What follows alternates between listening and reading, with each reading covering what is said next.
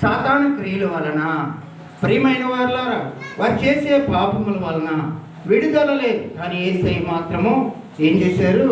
విడుదల ఇచ్చటానికి వచ్చారు. దేవునికి స్తోత్రము కలుగునుగాక. హల్లెలూయా, హల్లెలూయా.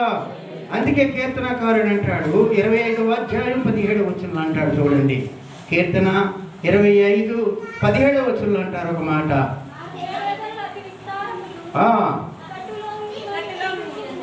25:17 కదమ్మా. ఏమంటారు? నా హృదయ వేదనలు విస్తారములు. దేవునికి స్తోత్రం. నా హృదయ వేదనలు విస్తారములు. దేవునికి స్తోత్రం. ఇక్కట్లో నుండి నన్ను విడిపించము. దేవునికి మహిమ కలుగును గాక. వేదనలు పడుతున్న వారు చాలా మంది ఉన్నారు. దేని విషయంలో? కుటుంబాల విషయాల్లో, సమాజంలో, బంధువుల పట్ల, స్నేహితుల పట్ల, ఇరుగు పొరుగురు పట్ల, అనేకుల పట్ల, సాధారణ సంబంధమైన క్రియల పట్ల ఏం చేస్తున్నారో తెలుసా? వాళ్ళకి విడుదల లేదు. దేవునికి స్తోత్రము కలుగును గాక.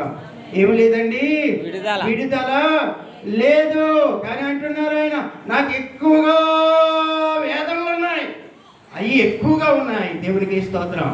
దావీదు అంటాడు, అయ్యా నాకు వేదనలు అంతా వింత కాదు, ఎందుకంటే కుమారుడే తరుగుతున్నాడు నన్ను, మామగారే పిల్లనిచ్చిన మామగారే తరుగుతున్నాడు నన్ను, నా బంధువులేనని తరుగుతున్నారు, నాకు పుట్టిన బిడ్డలేనని తరుగుతున్నారు.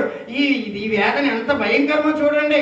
మన పిల్లవాడు మనల్ని ఒక మాట అంటేనే పడవ, ఎందుకు పుట్టావురా చచ్చిన బాగున్నో, కన్నాను, ఎందుకు నన్ను ఇంత మాట అన్నాడా, బతకాలో సావాలని రోజులు ఈ రోజు. అవునా కదా? చెప్పరండి. అవును. మా పిల్లోడిని ఇచ్చాను, గోడలుగా వచ్చావు, నన్ను ఒక మాట అంటావా అనే రోజులు ఈ రోజులు. అవునా కదా? అయితే దావీదునంట సొంత కుమారుడే తరిమే పరిస్థితి వచ్చింది, మామే తరిమే పరిస్థితి వచ్చింది. శత్రువులు ఏమండి ఎక్కువైపోయారు. అలా వారి యొక్క శోధనలకు తట్టుకోలేని పరిస్థితిలో దావీదు ఉన్నాడు. ఎక్కడికి వెళ్ళాలి? ఈ మనుషుని దగ్గరికి వెళ్ళినా తప్పించే మార్గం లేదు. ఒకసారి పోనీ అమ్మా, ఏ మనుషుని దగ్గరికి టైం ఎంత అయిందో చూడండి. సమయం అయిపోయింది కదా, ముగించేస్తాను పావుగంటలో. దేవునికి స్తోత్రం.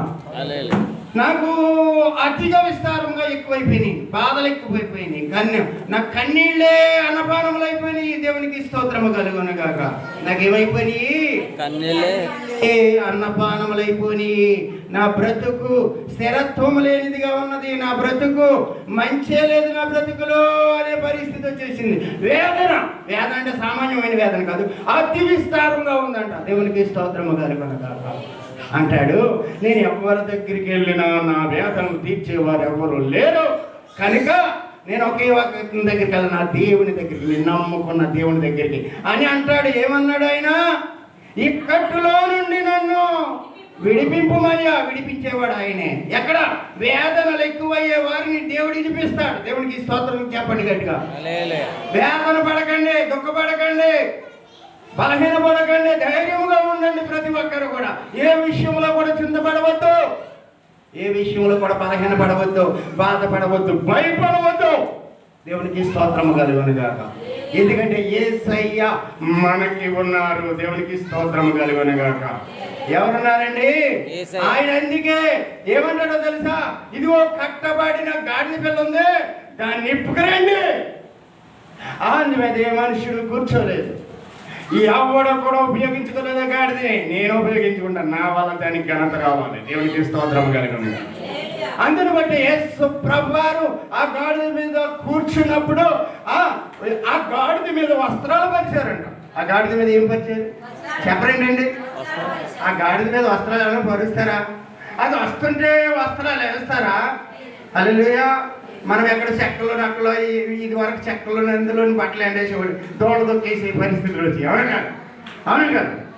అయితే ఇక్కడ చూసినట్లయితే గాడిద వస్తుంటే బట్టలు పరిచారంట. దేవునికి స్తోత్రము కలిగిన కాక. ఎందుకు పరిచారు? ఎందుకు వచ్చిందో ఘనత అంటే యేసయ్య దాని మీద కూర్చున్నాడు కనుక. ఘనత లేని వారికి ఘనత ఇచ్చేవాడు, దీనులకు అండగా నిలిచేవాడు, బలహీనలు బలపరిచేవాడు, ఆపదలో ఉన్నవారిని కాపాడేవాడు, ఇరుకుల్లో ఉన్నవారిని, ఇబ్బందుల్లో ఉన్నవారిని, వేదన అనే పరిస్థితిలో ఏమని గుండి జారిపోయే పరిస్థితుల్లో ఉన్న వారిని గుండి బాగు చేసేవాడు ఆయన. దేవునికి స్తోత్రము కలుగును గాక. హల్లెలూయా. అబ్బాయి వచ్చేవాడిని బయటికి వెళ్ళే అవకాశం అబ్బాయిని తీసుకు రాజు